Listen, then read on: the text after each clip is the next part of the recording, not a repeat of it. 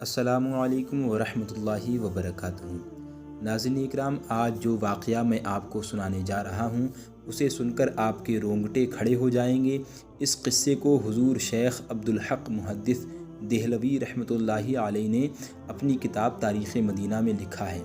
آج سے کافی سال پہلے سن 557 ہجری میں مصر کے اندر ایک بادشاہ ہوا کرتے تھے جن کا نام سلطان نور الدین سید محمود بن زنگی تھا۔ وہ بہت نیک بادشاہ تھے، ہر وقت اللہ تعالیٰ کا ذکر کیا کرتے تھے۔ روزانہ رات میں 1000 مرتبہ حضور صلی اللہ علیہ وسلم پر درود شریف پڑھ کر سوتے تھے۔ ایک رات تھکن کی وجہ سے سلطان نے صرف 700 مرتبہ درود شریف پڑھا اور سو گئے تو خواب میں حضور صلی اللہ علیہ وسلم کا دیدار ہوا۔ آپ نے فرمایا کہ اے نور الدین، آج میرے پاس 300 درود کم کیوں بھیجے؟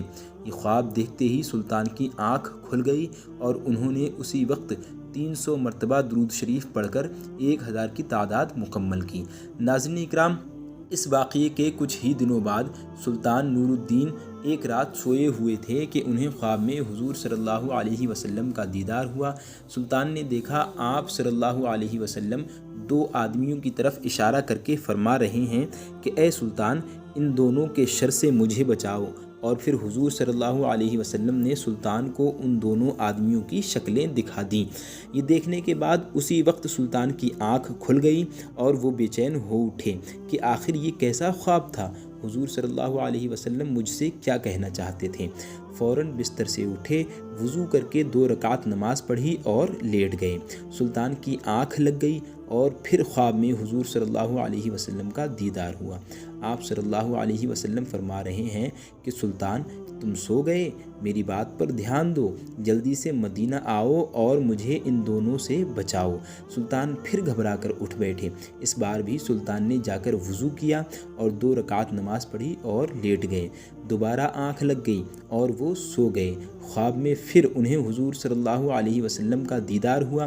اس مرتبہ آپ صلی اللہ علیہ وسلم نے تھوڑا سختی سے فرمایا کہ اے سلطان، جلدی سے مدینہ آؤ اور مجھے ان دونوں ظالموں سے بچاؤ۔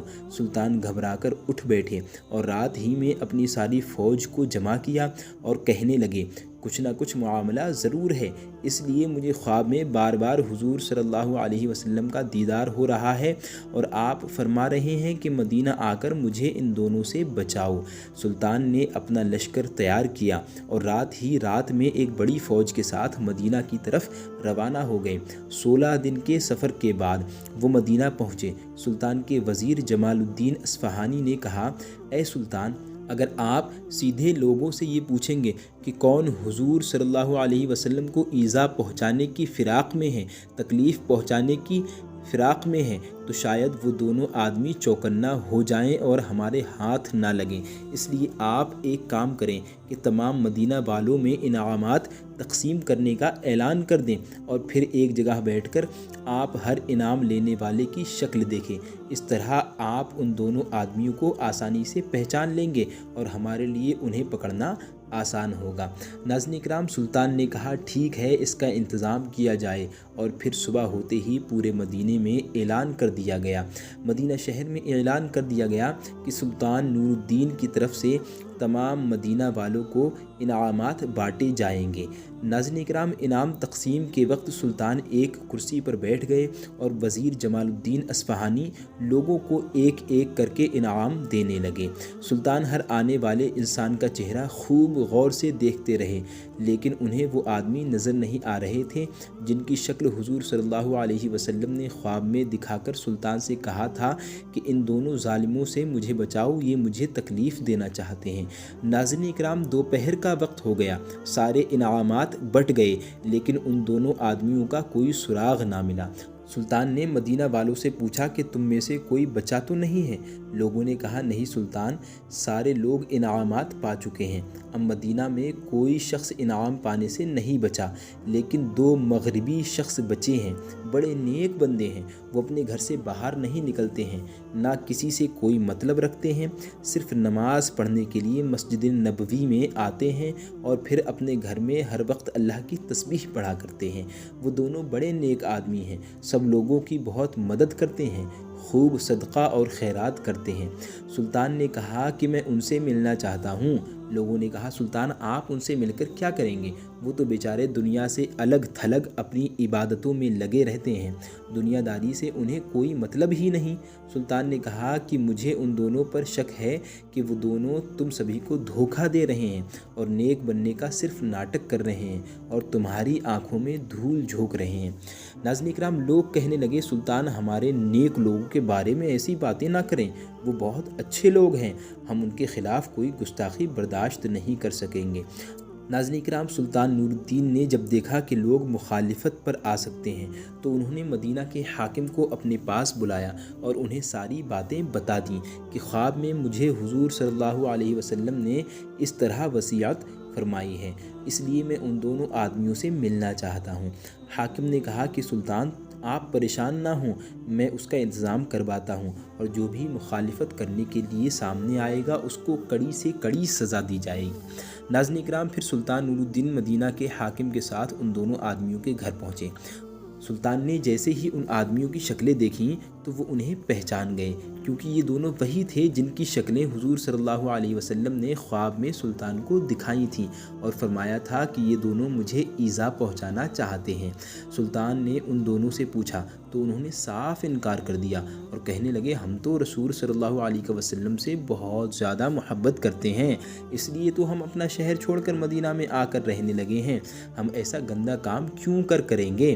سلطان نے کہا کہ تم سچ سچ بتا دو ورنہ میں تمہیں بہت سخت سزا دوں گا۔ ان لوگوں نے کہا کہ اے سلطان ہم بالکل بے قصور ہیں، تمہیں جو کرنا ہے کر سکتے ہو۔ ناظرین اکرام، پھر سلطان نے سپاہیوں کو حکم دیا کہ ان کے گھر کا کونا کونا چھان مارو، ذرہ ذرہ چھان ڈالو اور ہر چیز ہٹا کر دیکھو کیا کہیں سرنگ کا نشان ملتا ہے۔ سپاہیوں نے پورا گھر چھان مارا، ذرہ ذرہ الٹ پلٹ کر دیکھ لیا لیکن کہیں کوئی سراغ نہ ملا۔ پھر سلطان نے خود اندر جا کر ایک ایک چیز ہٹا کر دیکھی لیکن کہیں کچھ نشان نہ ملا۔ اب تو لوگوں نے بھی کہنا شروع کر دیا کہ اے سلطان یہ تمہاری غلط فہمی ہے، تم ہمارے اللہ والوں کو، تم ہمارے نیک انسانوں کو کیوں پریشان کر رہے ہو۔ ناظرین اکرام، مدینہ کے حاکم نے بھی سلطان سے کہا کہ سلطان مجھے یہی لگتا ہے کہ آپ سے کوئی غلط فہمی ہو گئی ہے، بہتر ہوگا کہ آپ ان دونوں آدمیوں کو چھوڑ دیں ورنہ لوگوں کی مخالفت بڑھ سکتی ہے۔ سلطان بہت زیادہ پریشان ہو گئے۔ اس کمرے میں ایک مصلی بچھا ہوا تھا۔ سلطان نے مصلی پر کھڑے ہو کر اللہ سے فریاد کی اور سجدے میں سر رکھ کر رونے لگے، اللہ سے مدد مانگنے لگے کہ اے میرے اللہ، میں ایک انسان ہوں، میرے اندر جتنی طاقت تھی، جتنی قوت تھی، میں نے اتنی کوشش کر لی، لیکن تیرے پیارے نبی نے فرمایا تھا کہ یہی دونوں مجرم ہیں، لیکن اے اللہ، اے میرے پروردگار، مجھے کوئی سراغ نہیں مل رہا ہے، تو میری رہنمائی فرما دے۔ سلطان رو رو کر اللہ سے دعا کر رہے تھے اور مدد مانگ رہے تھے کہ تبھی سلطان کے دل میں یہ خیال آیا، اے سلطان تم نے اس کمرے میں ہر چیز ہٹا کر دیکھ لی ہے، ہر طرح سے تلاشی لے لی ہے، ذرا یہ مصلی بھی ہٹا کر دیکھو جس پر بیٹھ کر دعا مانگ رہے ہو۔ سلطان تیزی سے اٹھے اور مصلی ہٹا کر دیکھا تو نیچے لکڑی کا ایک تختہ بچھا ہوا تھا۔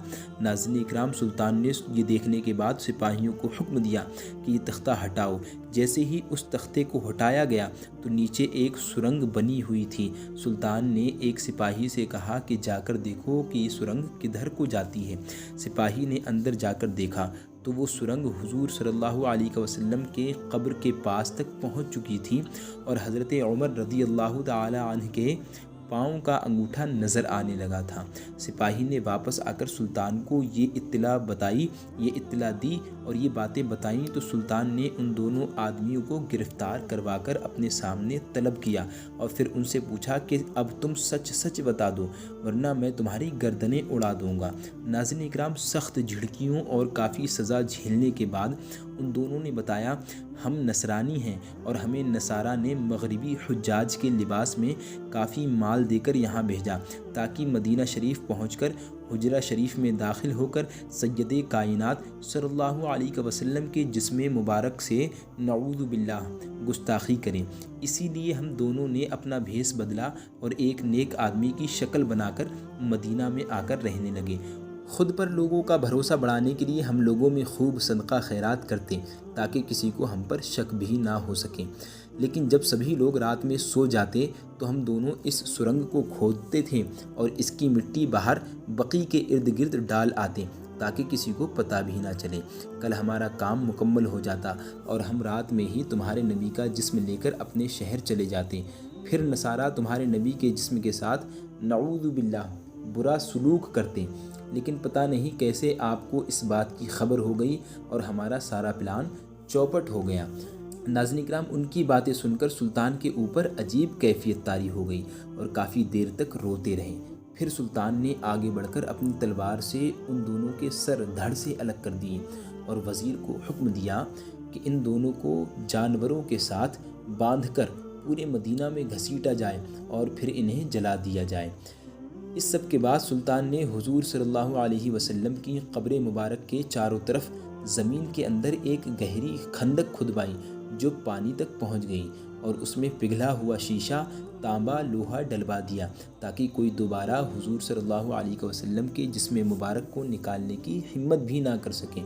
ناظرین اکرام، کتابوں میں لکھا ہے کہ اس واقعے کے بعد سلطان نور الدین سید محمود بن زنگی مدینہ کی گلیوں میں رو رو کر کہا کرتے تھے کہ اے اللہ، اتنی بڑی دنیا میں تو نے مجھ جیسے فقیر کو اس عظیم کام کے لیے چنا، اس پر میں تیرا جتنا شکر ادا کروں کم ہے۔